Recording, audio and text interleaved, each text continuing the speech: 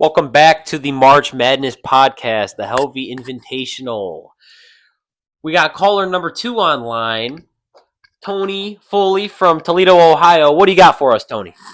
Hey, Connor. Thanks for taking my call. Long-time listener, first-time caller. It's an honor to be on. Let's get up for our favorite. I have a question. It's a two-parter. All right. One is the 5 and 12 seeds. A lot of talk about 5 seeds and the point spreads, that there will be no upsets in that 5-12 seed area. Do you buy that? And second of all, I mean, with you running this pool and giving some really good advice, do you think at any time soon you'll start winning this thing? We'll save that second. He answer. never has won his own pool. Well, hey, I do my due diligence for the people, but for the first question you got, I'm gonna say yes. I believe that there is one 12 seed that can beat the 5 seed this year, and I don't know if I want to reveal that answer, but I will for the podcast. I believe it's that Akron Texas Tech matchup in the Midwest. Interesting.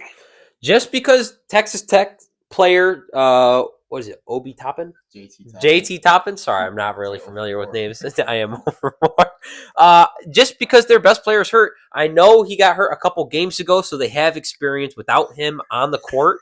That Akron team, they say every year they're a strong team, but they lose. They got to win one. Good answer. I like it. Don't forget about part 2 of the question. Part 2. Yeah, part 2. I give out such great advice. I'm like a great wingman. I don't take any for myself. I just, I try to. I'm a people person. You're a giver. I'm a giver. I'm not a taker. But I feel like this is going to be the year. I think I'm going to say fuck it and take everyone's money. Wow. Okay. All right. Yeah. I'm now been kicked off YouTube. I'm done playing Mr. Nice Guy. This is my villain arc. All right, Tony from Toledo. I've got a question for you. Yes. Do you have a Cinderella this year? I really think it's going to be more chalk than people think. Okay. I think the seeds are irrelevant in some of them. I don't think St. John's is a 5 seed. I think they're better than that. Yes. I think a team like Ohio State could give Duke all they can handle, just the type of play they play. But is Duke fully healthy, or are they down? Oh, that's right. They got Boozer. The 2 Boozers are. Yeah, I get it. Yep. Okay. So as a 2-time winner. Yeah. Tony's you and Lori are the only. Well, technically, Lori's not a 2-time winner. Peyton / Lori. Anyway. Yeah. Okay. Well, do you guys want a little hint as to how the successful bracketeers fill out their bracket? Absolutely. Okay. You start with your national champion, and you work backwards. I couldn't agree with you more. Connor interviewed me yesterday, and he said I have a rare tip, and I said, well, I've done this for so long that I fill them out backwards. I start with the championship game. I said you cannot lose a Final Four team. I said if you look at all the finishers of all the years, most of them have 4 for 4, because that's where you gain most of your points, is in the Final Four and your final game. You get 5 per game, then the final game you get 10 points. So if you can have a horrible first round, horrible, but if you keep all of your Final Fours alive, and if you're able to match it up again, most likely you're going to be a money finisher. I think that's 100%. Tony, this is Bob Hilvey. I think Chad's right on with that, but I think it's the top 3. I think you're pushing it out when you go to 4, and that's going a little strong. Also, when I came on earlier about this, and the Foleys are big winners in this pool. We were looking back all the way to '89. I brought the original sheets in, and that Foley name keeps popping up. Even though you were a little kid back then, The whole family came on strong. Tony, didn't your dad take one? Yeah, we are bred to fill out. Yeah. Your brackets. your That's your what we son do. has taken one. You have taken Yeah. 2. So Yeah, it's Holy name really is not quite good. amazing. I can't argue that. But it's in your DNA. yes, back to and I'm going to put my son Mason on the spot. And if I ask the question right, I think he'll get it. But I always say, you never win this tournament. What, Mason? I don't know. No, and it may have been the way I asked it, but you never win this tournament after Thursday and Friday's games. Absolutely. Everyone's Oh, always like, you don't win the I'm 30 tournament out on of the first 32. weekend. I'm Yeah. 30 out of 32. I'm 36 He does say out of that a lot. 40. Doesn't matter.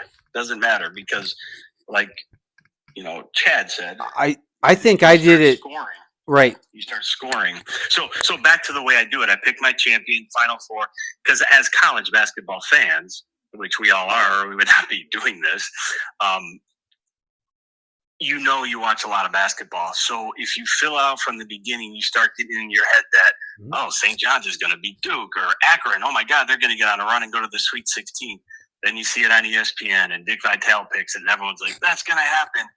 And then you ride it out, and then you're like, why did I have that team in the Sweet 16? That makes no sense. So if you go with your money teams, at least to the Elite Eight, and say, you know what, these are the teams I feel are going to make the Elite Eight. These are the best basketball teams in America, in my opinion. And matchups are not. Basketball's basketball. If you're good, you're gonna. I mean, you're gonna win. Good teams win. I mean, I guess that's redundant, but seeds don't mean anything to me. If you're playing good basketball and you're a good matchup, and one of the things that another 2-time winner brought up, which is something that I was actually talked about on ESPN today, is looking at the free throw percentages. I never really thought of that, but if you have a team that takes advantage of that, it could shrink the talent gap quite a bit. So, but yeah, go with your horses and then play around with rounds 1 and 2 for an upset here or there. But take the teams don't overthink it, and fill out a bracket that can win. What are your thoughts on, did Miami of Ohio deserve a shot? Absolutely. Right. I mean, if that's the case, we'd be saying, God, every year there's an undefeated team in college basketball. There's not. It doesn't happen. Right. I mean, in 2 weeks, if Akron makes the Sweet 16, and it'll be like, man, this MAC team, these MAC teams are always underrated. They're so underrated, and they're very tough to play against come tournament time. Well, that's why they're rewarded with 2. That's what it should have been. Yep. Kyle, you got something? Hey, Tony. It's Kyle here. I got a question How you for you. doing? Doing good, man. So, since the last time we both support, the Maize and Blue, which plays in the Big Ten Conference, the last time a Big Ten team won the whole thing in March was 2000 when Tom Izzo took Michigan State and they won the national championship. Do you think this is the year, through 26 years, that we finally get to end that streak? And which team would you think is the favorite in the Big Ten to win it all? I think if I answer the first question, it doesn't matter what the second answer is. So if Michigan had Kason and a healthy lineup, I would say Michigan. But, not to give anything away, I mean, there's 2 teams I'm really high on, and they're not Big Ten teams. I think the Big Ten can make a run to the Elite Eight. I think you could see possibly 3 to 4 teams, maybe. Michigan State, Illinois, Michigan, Purdue. But the way Purdue played against Michigan the other day, very physical. If the officials allow that in the NCAA tournament, which is not normal. Normally, Big Ten teams beat each other up, and the officiating in the Big Ten is just that. It's a very physical conference. But if they allow Purdue to play well, I mean, they got probably one of the most creative point guards in America with Smith. And as you know, I think big guys ruin the game of basketball. So anytime you have good point guards, Peplowski. Oh, dude, I had that one. I had it one. Who did he play for? Do you remember who he played for? Michigan State. Yeah, Michigan State. That's right. That's another reason to not like them. So, yeah, but I mean, would I love to see a Big Ten team win? questionable. Would I love to see Michigan win? Absolutely. Okay. So I don't know if that answers your question, but if I answer it too much, then people are going to steal my winners and brackets. Let me do that. That's interesting. That's interesting. Got it. Yep. Connor can give his Final Four, and no one's going to copy it. If I give you my This is a two-time winner. He gives away his secrets. Everybody, That's all why 5 viewers we have are going to jump and on that's board. the issue I'm running into with this podcast is I want to give out some information, but if I give it out, everyone might take it. So I think people will use better judgment. I think they'll listen to it and say, you know what? Well, let's look at the track record, and they'll be like, you know what? This guy's got Hofstra in his Final Four. All right, well, I hate to break it up, Tony. Thanks for being on the show. We really appreciate all the questions and answers you've given us. I just want to say a big thank you to that. No, highlight of my day. Thank you. This has been great. All right, Yeah. so that was caller number 2. If you really like these videos, remember to leave a like and subscribe to this video just to stay up as a reminder as more videos are coming out. And with the tournament coming in a couple of days, don't forget to turn in your brackets. And We need a sponsor.